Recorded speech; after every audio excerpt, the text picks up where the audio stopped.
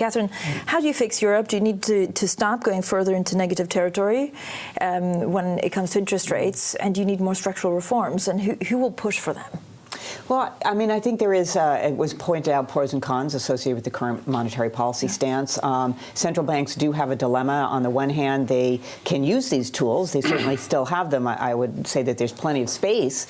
New tools can be deployed. But the negative rates do have a deleterious effect on banks and insurance companies. And it also leads to more saving in some countries. Your negative rates, you've got less wealth. And so there's a response that is actually counterintuitive, because people tend to save more, and of course that has negative effects on demand.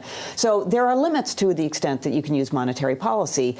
They've been well documented, and they've been well articulated by the outgoing head of the ECB, Mr. Draghi. So the issue, of course, is that you need fiscal policy, and you also need structural policies, and often those two can go together. We can imagine, for example, new R&D. That's both structural and it is fiscal.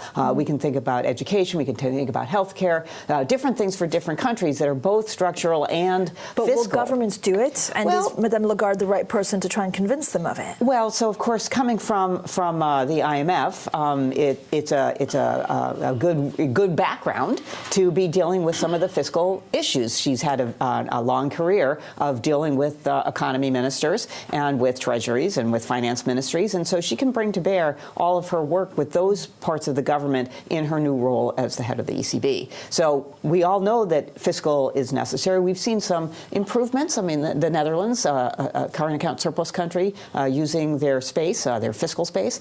And so we're waiting for some other countries to step up. And some of them, of course, have in mind the potential use of some structural changes, structural reforms and regulations on climate, and also some spending on climate. You don't have to call it fiscal policy. You can call it other types of policies with the same result.